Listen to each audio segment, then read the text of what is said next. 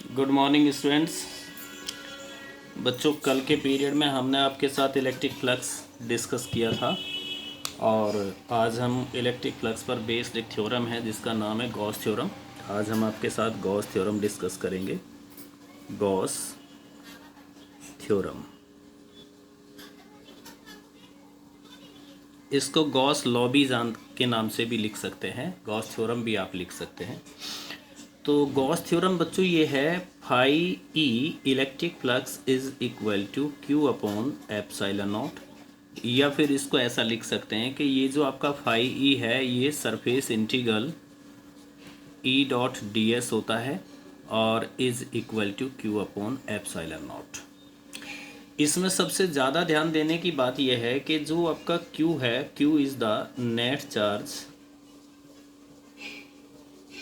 enclosed by the Gaussian surface। इस theorem में हम एक इमेजिनरी सरफेस इमेजिन करते हैं जो सिमेट्रिक होनी चाहिए, उसको गॉसियन सरफेस कहते हैं। और E is the electric field due to all charge, जितने भी चार्ज होते हैं सबके कारण प्रोड्यूस होने वाले इलेक्ट्रिक फील्ड को हम ई कहते हैं। गॉस थ्योरम का स्टेटमेंट अगर आपको लिखना है ये बहुत ही सिंपल है। The electric flux passing through the any surface is equal to the 1/एप्सिलॉन naught of the net charge enclosed by the surface. अब बच्चों इसको कैसे प्रूव करते हैं, इसके प्रूफ का जो सबसे सिंपल तरीका हो सकता है और जो सबसे सिंपल फॉर्म है वो आपके सिलेबस में है। इसके लिए बच्चों हम क्या करते हैं कि यहाँ मान लीजिए हमने हमारे पास यहाँ स्पेस में स्मॉल क्यू चार्ज रखा हुआ है और स्मॉल क्यू चार्ज से कुछ डिस्टेंस पर यहाँ स्मॉल आर डिस्टेंस पर एक पॉइंट पी है। तो अब हम क्या करते हैं, हम स्मॉल आर रेडियस का एक स्फीयर इमेजिन कर लेते हैं और इस स्फीयर का नाम होता है Gaussian surface, imaginary Gaussian surface. इस तरीके से आपने इमेजिन कर ली। यहाँ एक ऐसा स्मॉल एलिमेंट इमेजिन करते हैं जिसके अंदर ये पॉइंट पी आ जाए। आपको पता है कि अगर इस पॉइंट पी पर एरिया वेक्टर की डायरेक्शन निकालेंगे तो वो आपकी ऐसी होगी, एरिया वेक्टर। अगर इसका एरिया ds है तो एरिया वेक्टर हो जाएगा ds वेक्टर, और ये पॉजिटिव चार्ज है, पॉजिटिव चार्ज के लिए यहाँ पर इलेक्ट्रिक फील्ड की डायरेक्शन भी यही होगी। तो obviously E and ds are in same direction. Gaussian surface पर हम थोड़ी बात करेंगे, इसके बाद बात करेंगे, पर जितना भी यूज़ है उसको अभी आप यहाँ पर सीख लीजिए। इतना ही यूज़ अभी आपको यहाँ पर इसका करना है। अब बच्चों हम इस पूरे की पूरी गॉसियन सरफेस से पास होने वाले इलेक्ट्रिक फ्लक्स को कैलकुलेट करेंगे और वो electric flux Q by epsilon not के बराबर आना चाहिए। तो अब हम क्या करते हैं, the electric flux passing through the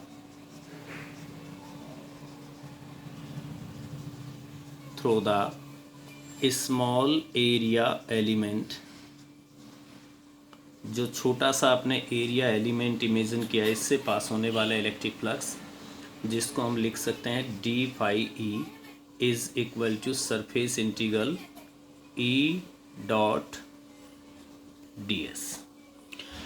अब यहाँ पर आप देख रहे हैं कि ई और डी एस दोनों के बीच का जो एंगल है वो 0 है, तो हम इसको ऐसा लिख सकते हैं surface integral E D S cos 0 degree, और कॉस 0 डिग्री की वैल्यू 1 होती है, तो आप इसे लिख सकते हैं simply surface integral E D S. अब बच्चों जो आपका डी फाई ई आया है, डी फाई ई की वैल्यू आ गई है is equal to surface integral E D S. अब टोटल फ्लक्स आपको अगर कैलकुलेट करना है तो बच्चों टोटल फ्लक्स को हम लिख सकते हैं, total flux phi E is equal to integration of D phi ई।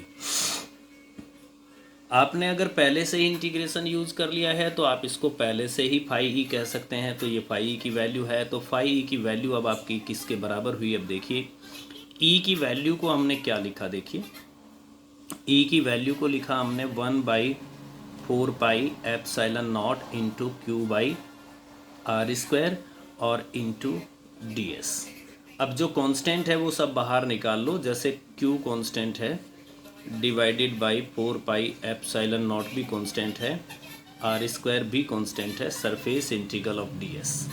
बच्चों जितने भी एलिमेंट आप डी एस जैसे इस सरफेस पर ले सकते हैं, जब आप उन सभी एलिमेंट्स को जोड़ते हैं तो इस पूरे की पूरे स्फेरिकल गॉसियन सरफेस का सरफेस एरिया बन जाता है, और इसको हम कह सकते हैं 4πr²।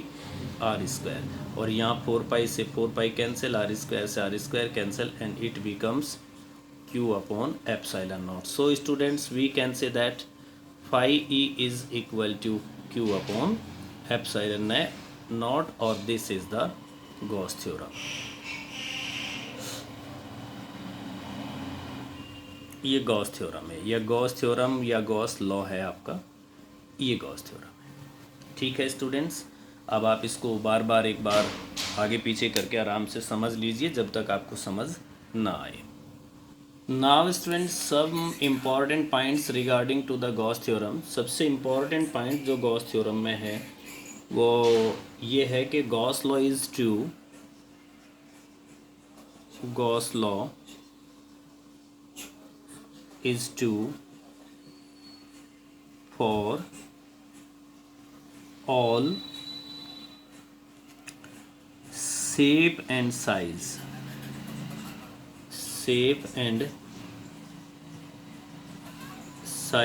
of the Gaussian surface। ये सभी शेप और साइज़ की गॉसियन सरफेस के लिए ट्रू होता है। गॉसियन सरफेस आप चाहे जैसी ले लें, स्फीयर ले लें, क्यूब ले लें, क्यूबॉइड ले लें, ये सब के लिए ट्रू होता है।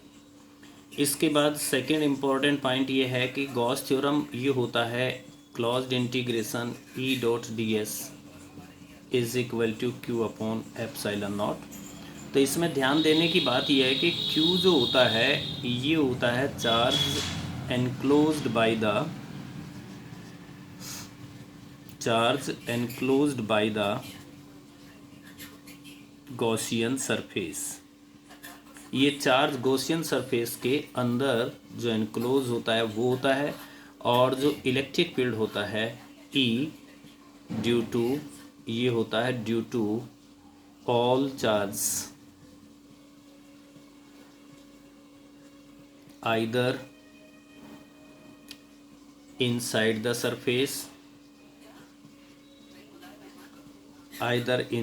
surface or outside the surface।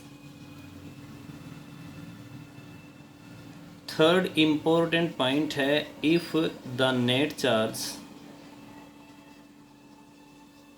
Enclosed by the surface is zero.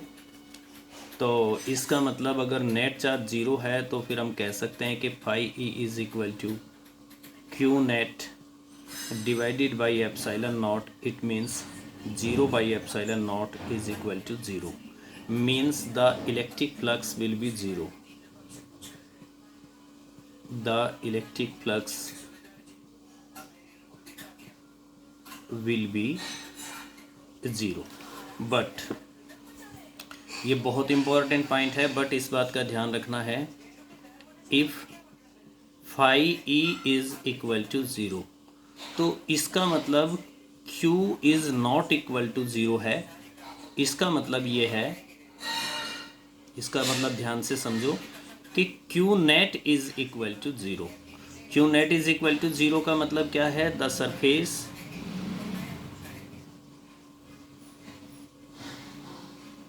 Can enclose the charge but the net charge will be 0। but the net charge will be 0, यानी सरफेस के अंदर चार्ज हो सकता है पर नेट चार्ज हमेशा 0 होगा। और इसके बाद फोर्थ पॉइंट है द गॉसियन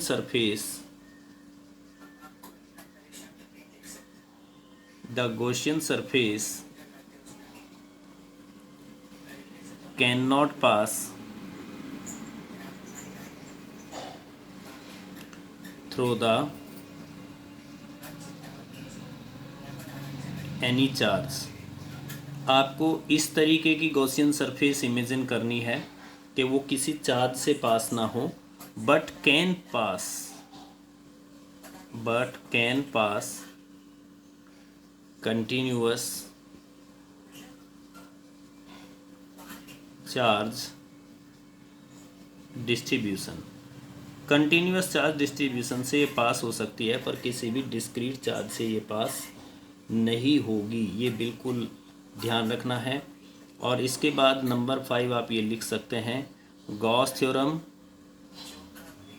या गॉस लॉ इज द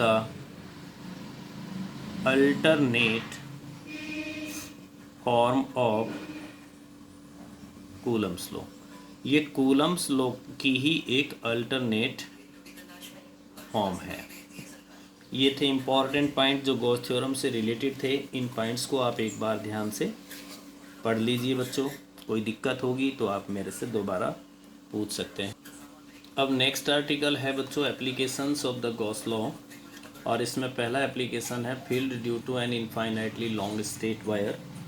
हमारे पास एक इनफाइनाइटली लॉन्ग स्ट्रेट वायर है जिस पे पॉजिटिव चार्ज यूनिफॉर्मली डिस्ट्रीब्यूटेड है। तो अब हम सबसे पहले यहाँ पर गॉसियन सरफेस इमेजिन करते हैं। बच्चों हम यहाँ एक इस तरीके की सिलेंड्रिकल गॉसियन सरफेस इमेजिन करते हैं, जिससे कि ये वायर उस सिलेंड्रिकल सरफेस का एक्सिस बन जाए। और ये जो गॉसियन सरफेस आपने यहाँ पर इमेजिन की है, इस गॉसियन सरफेस की लेंथ L है। इस पूरे के पूरे सिलेंडर से पास होने वाले इलेक्ट्रिक फ्लक्स को कैलकुलेट करने के लिए हम 3 स्मॉल एलिमेंट्स को इमेजिन करेंगे। एक स्मॉल एलिमेंट हम यहाँ पर ले सकते हैं जिसको हम फर्स्ट कहेंगे। एक दूसरा एलिमेंट्स आप कर्व्ड सरफेस पर ले सकते हैं जिसको आप सेकंड कह सकते हैं। और तीसरा एलिमेंट आप यहाँ ले सकते हैं, इसको आप थर्ड एलिमेंट कह सकते हैं। एक मिनट बेटा, ये फर्स्ट सेकंड थर्ड आपको दिख नहीं रहे अच्छी तरीके से, मैं दोबारा बना देता हूँ। इट इज सेकंड और इट इज थर्ड एलिमेंट बच्चों। अब यहाँ अगर आप ध्यान से देखें, इस एलिमेंट के लिए एरिया वेक्टर ds की डायरेक्शन ये होगी, इस एलिमेंट के लिए ds की डायरेक्शन इसके परपेंडिकुलर ये होगी, इस एलिमेंट के लिए ds की डायरेक्शन इसके परपेंडिकुलर ये होगी। अब E की बात करते हैं। यहाँ पॉजिटिव चार्ज है तो यहाँ E की डायरेक्शन ये होगी, यहाँ पॉजिटिव चार्ज है तो यहाँ पर E की डायरेक्शन ये होगी, और यहाँ पर भी E की डायरेक्शन ये होगी। क्लियरली यहाँ पर एंगल 90 डिग्री, यहाँ पर एंगल 90 डिग्री और यहाँ पर एंगल 0 डिग्री। तो अब आप इस पूरी गॉसियन सरफेस से पास होने वाला इलेक्ट्रिक फ्लक्स कैलकुलेट कर दीजिए। इलेक्ट्रिक फ्लक्स जिसको हम फाई ई कहेंगे, phi E is equal to closed integration E dot D S for first element plus closed integration E dot ds for second element plus closed integration E dot ds for third element। इसको बच्चों हम ये लिख सकते हैं कि phi E is equal to, इसको हम लिखेंगे closed integration E ds cos, ये पहला एलिमेंट है, पहले एलिमेंट के लिए एंगल 90 डिग्री है, प्लस फिर closed integration E D S cos, ये सेकेंड एलिमेंट है, सेकेंड एलिमेंट के लिए एंगल 0 डिग्री है, और plus closed integration E D S cos, और थर्ड एलिमेंट के लिए भी एंगल आपका 90 डिग्री है। अब cos 90 0 होता है, cos 90 0 होता है, तो ये टर्म भी 0 हो गया, ये टर्म भी 0 हो गया। तो बच्चों हम ये कह सकते हैं कि phi E is equal to closed integration E D S cos 0 की वैल्यू 1। अब आप by Gauss law by Gauss law, ये जो फाई ई है स्टूडेंट्स, इसको हम लिख सकते हैं क्यू अपॉन एप्सिलॉन नॉट। तो आपने इसको क्यू अपॉन एप्सिलॉन नॉट लिखा, तो ये Q upon epsilon naught is equal to E, बाहर निकाल लीजिए इस इंटीग्रेशन से, और closed integration of D S. अब ये बच्चों जो क्यू बाई एप्सिलॉन नॉट आपका आया है, Q by epsilon naught is equal to E as it is into integration of D S. इसके लिए मुझे देखना पड़ेगा कि डी एस कौन से वाला एलिमेंट है, ये सेकंड वाला एलिमेंट है, तो फिर इसका एस लिख देंगे। और एस यहाँ पर क्या होता है, कर्व्ड सरफेस एरिया। अब वो कर्व्ड सरफेस एरिया क्या बन गया, Q upon epsilon naught is equal to E into cylinder की कर्व्ड सरफेस एरिया होती है 2πr_l। और बच्चों अब ई अगर आप लिखेंगे तो ई इज इक्वल टू, ये सब नीचे ले आओ, तो Q divided by epsilon not यहाँ पहले से ही है, और ये 2πr_l आप नीचे ले आए, 2πr_l। और बच्चों Q बाई एल लैम्बडा होता है, तो इसको हम लिख सकते हैं lambda upon 2π epsilon naught r। इसमें मैंने जो फॉर्मूला यूज़ किया है, because Q by L is equal to lambda वाला फॉर्मूला यूज़ किया है। बच्चों अगर इस इलेक्ट्रिक फील्ड को आपको वेक्टर बनाना है, तो मान लेते हैं कि यहाँ पर एन कैप एक यूनिट वेक्टर है जिसकी डायरेक्शन ये है जो मैंने दी है, ई की डायरेक्शन में है, तो फिर E is equal to lambda upon 2π epsilon naught r into N cap के द्वारा हम इसको वेक्टर भी बना सकते हैं। सेकेंड एप्लीकेशन है बच्चों electric field due to infinitely charged plane sheet. इसके लिए स्टूडेंट्स हमने यहाँ पर इस तरीके की एक प्लेन शीट इमेजिन कर ली है। मान लीजिए ये ऐसी एक प्लेन शीट है, और इस प्लेन शीट पर plus Q charge uniformly distributed है। इस प्लेन शीट के बहुत नियर, बहुत ही पास कोई पॉइंट है जिस पे हमें इलेक्ट्रिक फील्ड कैलकुलेट करना है। तो क्लियरली स्टूडेंट यहाँ आप देखेंगे कि यहाँ पर जो डिस्ट्रीब्यूशन है वो सरफेस चार्ज डिस्ट्रीब्यूशन है, वो सरफेस चार्ज डिस्ट्रीब्यूशन में sigma is equal to Q by S होता है। तो ये भी हम बाद में यूज़ कर लेंगे, पर हमारी सबसे पहली प्रॉब्लम है कि हम गॉसियन सरफेस को यहाँ मान लें। तो गॉसियन सरफेस यहाँ इस तरीके से इमेजिन किया जाएगा बच्चों कि जैसे यहाँ एक ऐसा सिलेंडर है,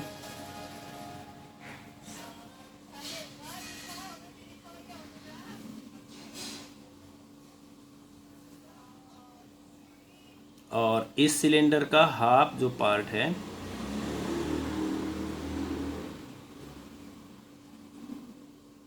वो इधर निकला हुआ है।